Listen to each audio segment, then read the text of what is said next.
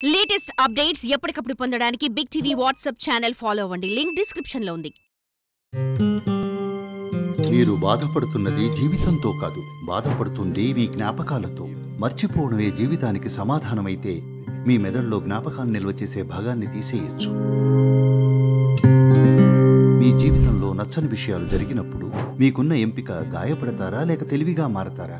గాయపడటాన్ని ఎంచుకుని ఆపై ఆ గాయాన్ని మర్చిపోవాలంటున్నారు.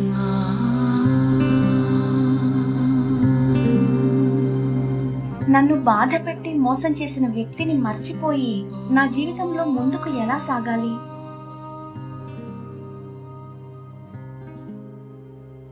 ఒకసారి నేను మైసూరు వెళ్ళినప్పుడు ఒక అపార్ట్మెంట్ బిల్డింగ్లో ఎవరినో కలవడానికి వెళుతున్నాను. చిన్న శరీరంతో 75 ఏళ్లు దాటిన ఒక ఆవిడ ముఖం నిండా నవ్వుతో చాలా పరిచయం ఉన్నట్టుగా నా దగ్గరకొచ్చి ఎలా ఉన్నారు అంది. నేను బాగున్నాను అన్నాను. కానీ తెలుసా, నేను సాధారణంగా ముఖాలు మర్చిపోను. మైసూరు వదిలి వెళ్ళి చాలా రోజులైంది. ఎవరి ఈవిడ, నాకు ఎక్కడైనా తెలుసా అని ఆలోచించాను. గుర్తు రాలేదు.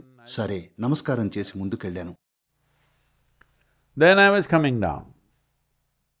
తర్వాత కిందికి వస్తున్నాను. ఆ అపార్ట్మెంట్లో ఉండే వాళ్లతో కలిసి వస్తున్నాను. కారిడార్లోకి వచ్చేసరికి మళ్ళీ ఆవిడే వచ్చి హలో ఎలా ఉన్నారు అంది. నాకు ఇది కొంచెం ఇప్పుడే 10 నిమిషాల క్రితం అడిగారు కదా, మళ్ళీ అడుగుతున్నారు అనుకున్నాను. అప్పుడు వాళ్ళు పాపం ఆవిడికి మెమొరీ పోయింది అని చెప్పారు. నేను మెమొరీ పోయిన ఈవిడే బాగున్నట్టుంది అన్నాను. మెమొరీ ఉన్నవాళ్లు తమని తాము హింసించుకుంటున్నారు. ఈవిడ అల్జీమర్తో బానే ఉన్నట్టుంది. మిస్టర్ అల్జీమర్స్ మంచి జోడీ. You may couple up well with Alzheimer. Hello? Is a man's name, I'm just saying. చూడండి, మీకు మతిమరుపు ఉంటే ఎవరిని క్షమించాల్సిన అవసరం ఉండదు.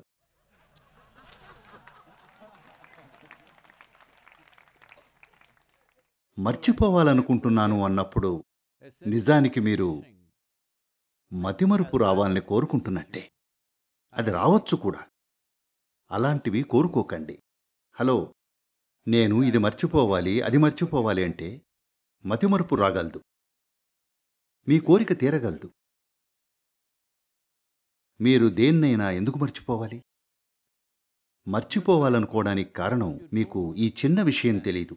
మీరు బాధపడుతున్నది మీ జ్ఞాపకాలతో. మీరు బాధపడుతుంది జీవితంతో కాదు, మీరు బాధపడుతుంది మీ జ్ఞాపకాలతో.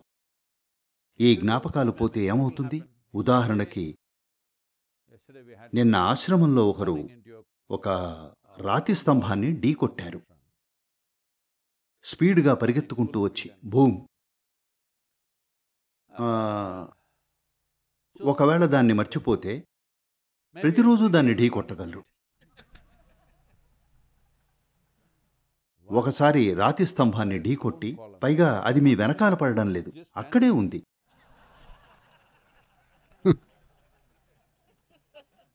ఢీకొట్టింది మర్చిపోతే ప్రతిరోజు మీ ముఖాన్ని పగలగొట్టుకుంటారు. రాతి స్తంభాన్ని ఢీకొడితే దాన్ని ఎప్పటికీ మర్చిపోకూడదు. ఆ రాతి స్తంభం నిజానికి రాతి స్తంభమో లేక మీ అత్తగారు నాకు తెలియదు. చూడండి, అత్తగారు మిమ్మల్ని తరవడం లేదు. మీ భర్త పుట్టినప్పటి నుంచి ఆవిడ ఎక్కడుందో అక్కడే ఉంది.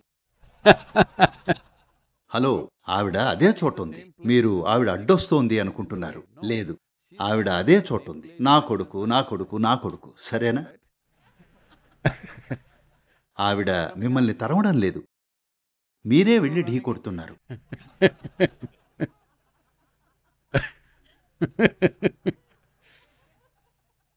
కాబట్టి మీ జీవితంలో మీరు దేన్ని ఢీకొడుతున్నా సరే అది మర్చిపోతే దాన్ని మళ్లీ మళ్లీ ఢీకొడుతుంటారు.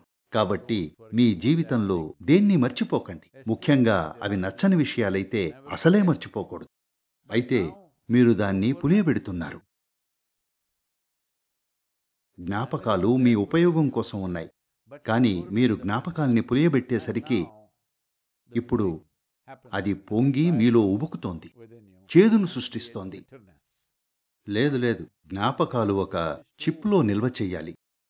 తెలుసు కదా, ఇప్పుడు స్టిక్ కూడా కాదు, చిప్ వచ్చింది. కానీ ఇక్కడి మెకానిజం, టెక్నాలజీ ఎంత అధునాతనమైందంటే ఇది చిప్పు కూడా కాదు, ఇది ఎక్కడో ఉంది, రసాయనాల్లో నిక్షిప్తం చేయబడింది. కాబట్టి దాన్ని అలాగే ఉండనివ్వండి. మీరు దాన్ని పులవనిస్తే ఖచ్చితంగా అది మీకు మత్తెక్కించి వివిధ రకాలుగా విషపూరితం చేస్తుంది. మీకు మీ జ్ఞాపకాలను ఎలా ఉంచుకోవాలో తెలియదు, అందుకే మర్చిపోతాను అనుకుంటున్నారు. ఒకవేళ మీకు అల్జైమర్స్ వ్యాధినిచ్చారనుకోండి, ఆనందపడతారా ఆ చేదంతటినీ మర్చిపోయారని?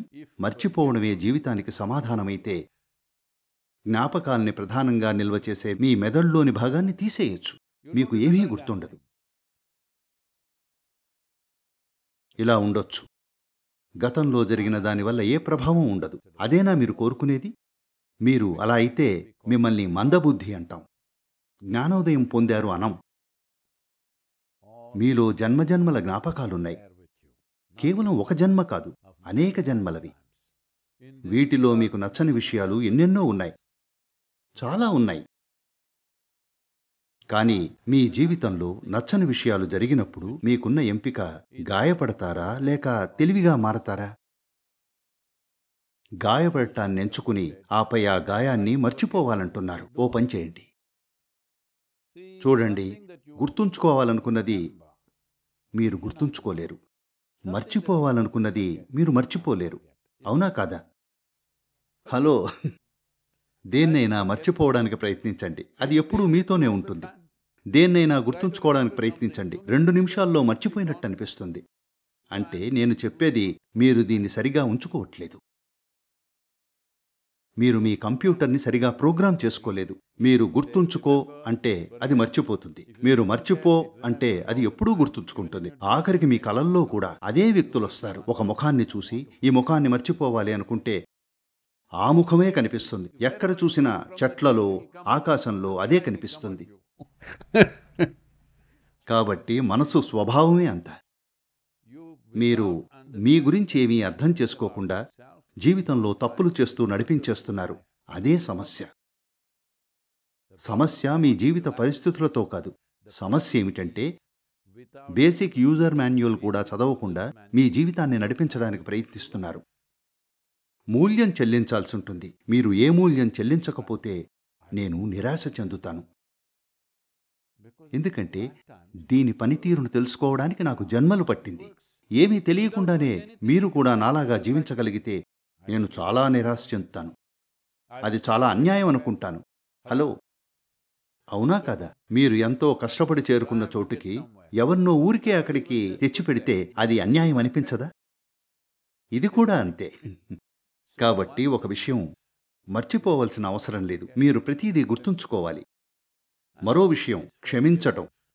మీరు మొదట ఈ వ్యక్తి ఘోరంగా ఏదో చేశాడని అనుకుంటారు, ఆ తర్వాత క్షమించడానికి ప్రయత్నిస్తారు. Then you try to forgive. మీరు వాళ్ళని అలా అనుకోకపోతే క్షమించాల్సిన అవసరం ఎక్కడుంది? హలో, ప్రజల్ని వాళ్ళున్న విధంగా అంగీకరిస్తే వేరువేరు మనుషులు వేరువేరు విధంగా ఉంటారు. వాళ్ళని ఉన్న విధంగా అంగీకరిస్తే ఎంతవరకు వ్యవహరించాలో మీరు నేర్చుకుంటారు. మీరు చాలా మంచివాళ్లతో మాత్రమే పనిచేయాలని, జీవించాలని అనుకుంటే, నేను చెప్తున్నాను, ఇక్కడ యోగా కేంద్రంలో కూడా ఇది జరుగుతుంది. చాలా మంది వాలంటీర్లు 2 రోజులకోసారి ఎవరో ఒకరు నా దగ్గరకు వచ్చి, అతను చాలా ఘోరమైన వ్యక్తి, నేను అతనితో పని చేయలేను, ఈవిడ అలా, అతను అలా, నేను వాళ్లతో పని చేయలేను అంటుంటారు.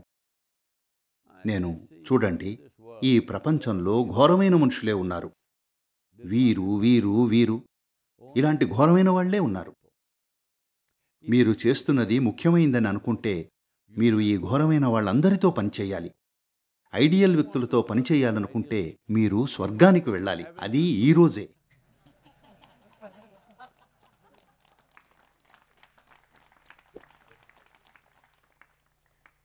ఐడియల్ వ్యక్తులంటే సాధారణంగా ఐడియల్ వ్యక్తులు అందరూ చనిపోయిన వాళ్లే కదా? గమనించారా? మీకు జరిగిందా? ఎవరితోనైతే మీకు చాలా సమస్యలున్నాయో వాళ్ళు చనిపోగానే ఎంత అద్భుతమైన వాళ్ళో. చనిపోయిన వాళ్ళు ఎప్పుడూ అద్భుతమైన వాళ్లే. బతికున్న వాళ్ళల్లో అన్నీ ఉంటాయి. వారితో ఏం చెయ్యగలం, వారితో ఉత్తమంగా ఏం చేయగలం, ఇదే జీవితంలోని సవాలు. For more videos like this, subscribe Big TV channel.